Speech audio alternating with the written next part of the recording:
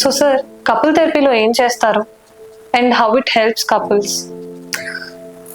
భార్యాభర్తల మధ్య కానీ లేదు బాయ్ ఫ్రెండ్ గర్ల్ ఫ్రెండ్ల మధ్యలో కాన్ఫ్లిక్ట్ చాలా మంది మన క్లినిక్ వచ్చిన తర్వాత ఎక్కువ మంది చెప్పే విషయం ఏంటంటే ఒకే రకమైన గొడవలు రిపీటెడ్గా జరుగుతూనే ఉంటాయి. వాళ్ళకు తెలియకుండానే ఆ కాన్ఫ్లిక్ట్ లూప్లోకి పడిపోతారు. రీసెంట్గా ఒక కపుల్ ఇష్యూ చెప్తాను so that you can understand very easily. భార్య టైంకి సినిమా వెళ్దామని చాలా రోజుల నుంచి అడుగుతూ ఉంది. ఆ రోజు మార్నింగే టికెట్స్ బుక్ చేశారు. హస్బెండ్ కూడా దానికి ఓకే అన్నాడు.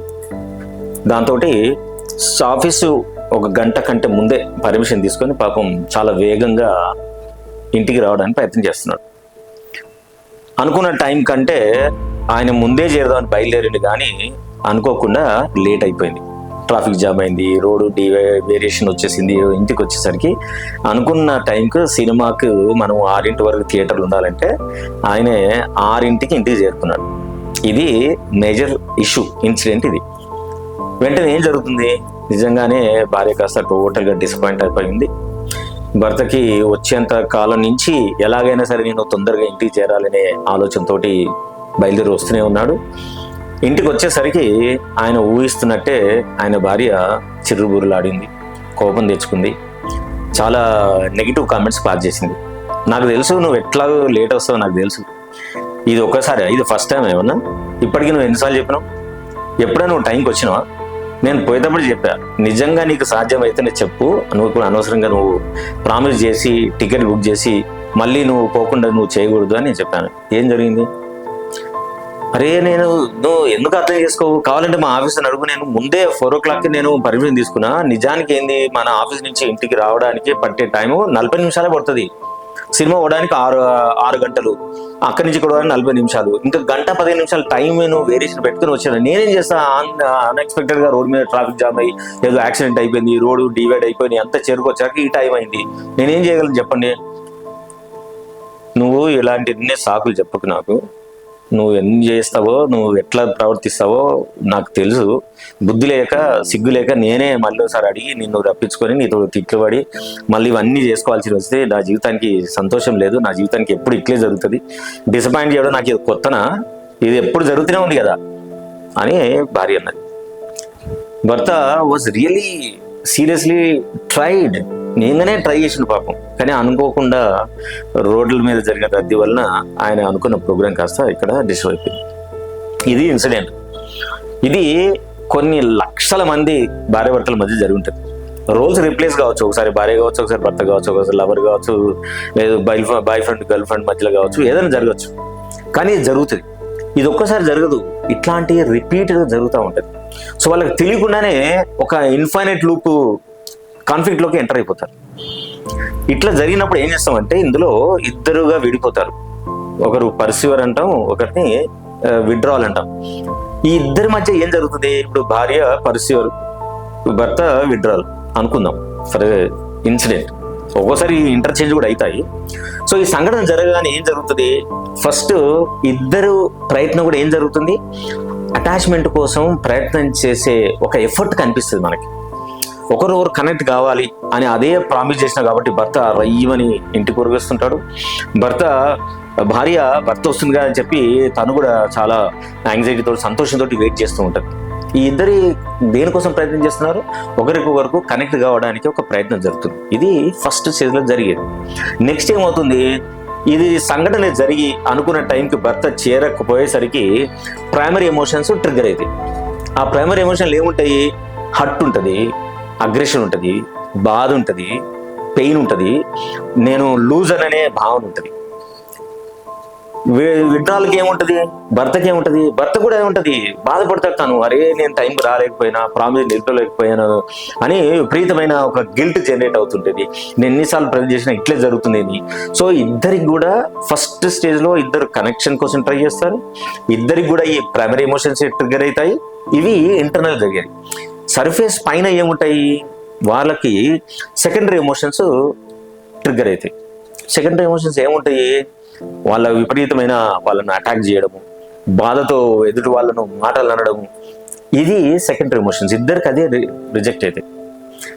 ఒకరు చెప్పిన ఒకరి ఎమోషన్స్ ఇద్దరు రిజెక్ట్ చేసుకుంటూ ఉంటారు. ఈ సెకండరీ ఎమోషన్ ట్రిగ్గర్ అయిన తర్వాత నెక్స్ట్ ఏం వస్తుంది? పర్సెప్షన్స్ వస్తాయి. ఏం పర్సెప్షన్ వస్తాయి? భార్యకి ఏం పర్సెప్షన్ వస్తుంది? నేను ఎప్పుడు ఈయన కోసం వెయిట్ చేస్తూ ఉండాలా, I'm not that important to that person. ఆయన ఎన్నోసార్లు ఇట్లే ప్రోగ్రామ్ చేస్తాడు, చివరికి అది ప్రోగ్రామ్ కాకుండా జరిగిపోతుంది. పెళ్ళి నుంచి చూస్తున్నాను ఇదే తంతు జరుగుతుంది, నేను ఎప్పుడు లోనర్నే, నాకు ఎవరు లేరు, నా జీవితం ఇట్లే ముగిసిపోతుంది అనే పర్సెప్షన్లోకి వెళ్ళిపోతుంది. వెళ్ళగానే ఏం చేస్తుంది? నెక్స్ట్ యాక్షన్ ట్రిగ్గర్ అవుతుంది. ఇదే లెవెల్లో భర్త ఏం పర్సీవ్ చేస్తాడు?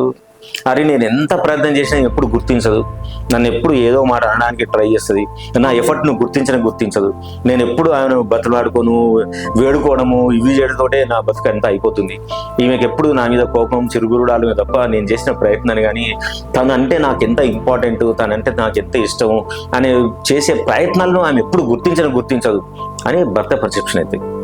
దీనికి యాక్షన్ ఏం తీసుకుంటుంది? భర్త ఎప్పుడైతే ఈమె నన్ను అటాక్ చేస్తుంది, నన్ను డిస్టర్బ్ చేయడానికే ట్రై చేస్తుంది, నా బాధను గుర్తించట్లేదు, నా ప్రయత్నాన్ని అప్రిషియేట్ చేయట్లేదు అని అనుకోగానే వెంటనే భర్తలు ఏం చేస్తారంటే ఎక్కువ మంది ఆ పొజిషన్ నుంచి వెళ్ళిపోయి బెడ్రూమ్లో కూర్చుంటారు, లేదు డ్రాయింగ్లో కూర్చొని టీవీ చూస్తారు, లేదు ఇంకెక్కడ కూర్చొని మొబైల్లో చూసుకుంటూ ఉంటారు. ఈ విషయం భార్యకు ఇంకా ట్రిగ్గర్ అయిపోతుంది. నేను ఇంత బాధతోటి పొద్దునుంచి వెయిట్ చేసింది పోయింది, నేను తనకు విషయం చెప్పింది పోయింది, తను లేట్ వచ్చింది పోయింది, దీనికి ఇవన్నీ చేయక వెళ్ళి తన పని తను చేసుకుంటున్నాడు అంటే నేను బాధలో ఉన్నాను సంగతి నన్ను కనీసం ఓదార్చే సంగీత జ్ఞానం కూడా లేకుండా తను వెళ్ళి కూర్చుంటున్నాడు అని చెప్పి అమ్మాయి ఏం చేస్తుంది? ఇంకా అటాక్ మోడల్కి వెళ్తుంది. ఈ అటాక్ చేస్తుంటుంది ఈ అమ్మాయి, ఈయన మెల్లిగా విడ్రా అవుతూ ఉంటాడు. అయితే ఇంకా గొడవలు అయిపోతే వెంటనే ఇంటి నుంచి బయటికి వెళ్ళిపోయి ఏ రాత్రికో తిరిగి వస్తాడు. So this is how the pursuer and withdrawal మధ్య జరిగే ఏ కాన్ఫ్లిక్ట్. ఇది కొన్ని వందల సార్లు జరుగుతూనే ఉంటుంది. ఇది ఒక ఇన్ఫైనైట్ లూప్. ఫస్ట్ మనకు longing for the attachment, next primary emotion trigger, secondary emotion triggering, then our perceptions, then we take action. ఇది మేజర్గా ఒక భార్యాభర్తల మధ్యలో కానీ బాయ్ ఫ్రెండ్ గర్ల్ ఫ్రెండ్ మధ్య కానీ గొడవలు జరిగే స్ట్రక్చర్. సో ఈ స్ట్రక్చర్ని ఎవరైతే అర్థం చేసుకుంటారో అప్పుడు ఆ లూప్ బ్రేక్ చేయడానికి అవకాశం ఉంటుంది. ఈ లూప్ ఈ స్ట్రక్చర్ని అర్థం కాకుంటే ఈ లూప్ ఇట్లే కంటిన్యూ అయితేనే ఉంటుంది. గొడవలు పడుతూనే ఉంటారు, వారం రోజులు 10 రోజులు 2 రోజులు బాధపడతారు, ఏడుస్తారు, తుడుస్తారు, కొందరైతే ఇంట్లోకి వెళ్ళిపోతారు, ఎన్ని రచ్చ అయిపోతుంది relationships. So now the couple therapy is going to be very very helpful process for them. ఎట్లా కపుల్ థెరపీ ఉపయోగపడుతుంది? ఏం చేస్తారు కపుల్ థెరపీకి వస్తే అంటే ఫస్ట్ ఈ భార్యాభర్తలకు కానీ గర్ల్ ఫ్రెండ్ బాయ్ ఫ్రెండ్కి కానీ ఈ స్ట్రక్చర్ని ఎక్స్ప్లెయిన్ చేస్తారు. ఏం జరుగుతుంది, భర్త చేసిన ఎఫర్ట్ని భార్య ఎందుకు గుర్తించట్లేదు, ఈ ఇన్ఫైనైట్ లూప్ని బ్రేక్ చేయాలంటే ఏం చేయొచ్చు? They can be more empathetic. ఏం చేయొచ్చు? భర్త నిజంగానే ఎఫర్ట్ పెట్టి వచ్చాడు, భార్య ఏమనొచ్చు నిజానికి, ఓ వచ్చారా, సరే లేట్ అయింది కదా, ఠీకే నో ప్రాబ్లం, మనం 10 నిమిషాలు 20 నిమిషాలు కదా, సరే మనం సినిమా వెళ్ళి కంటిన్యూ చేద్దాం, లేదు అక్కడి నుంచి వెళ్ళి రెస్టారెంట్కి వెళ్దాం, లేదా అట్లే పార్క్కి వెళ్దాం అనే కన్వర్జేషన్ ఓపెన్ చేయొచ్చు భార్య. లేదు భర్తనే రాగానే ఈ అటాక్ చేస్తున్న భార్యకి సంబంధించి you can apologize or you can tell that we can plan for the second show or you can explain. అంత అటాక్ అయింది, ఆ అటాక్ అయ్యేంతసేపు అక్కడే కూర్చొని చెప్పిన తర్వాత నెక్స్ట్ అయిపోయిన తర్వాత he can explain, yeah I can understand, నిజంగానే నువ్వు పొద్దు నుంచి వెయిట్ చేస్తున్నావు నాకు తెలుసు, నీకు చాలా డిసప్పాయింట్మెంట్ అవుతుంది తెలుసు, చాలాసార్లు ఇట్లా జరిగింది కానీ అనుకోకుండా అట్లా జరిగింది, I can understand your pain, so let us plan now. ఇప్పుడు చెప్పు ఏం చేద్దాం? ఏం చేసేది, ఇక నువ్వు ఇట్లే మాట్లాడుతావు, నీవు అనుకున్నది చేయడానికి ట్రై చేస్తావు, ఇవన్నీ మాటలు వస్తాయి. But you can be more patient enough, you can be better పొజిషన్లో వచ్చిన తర్వాత you can plan another thing. This is second model. Counselling వెళ్తే ఏం ఉపయోగపడుతుంది అంటే ఫస్ట్ కౌన్సిలింగ్ ఏం చేస్తారంటే after having this psycho education we make them de-escalate their negative thinking pattern. That is first step we do it. Second step, we help them to understand, empathize with each other. Third, we empower them to have a positive interaction. Counselling లో ఈ 3 steps జరుగుతాయి. Then automatically వాళ్ళిద్దరూ better అయిన రిలేషన్షిప్ని improve చేసుకోవడానికి move forward అవుతారు. So చూస్తున్నారు మీ అందరికీ మీ జీవితంలో ఇట్లా జరిగింది అనిపిస్తుంది కదా. So please take this model and work on, otherwise please call us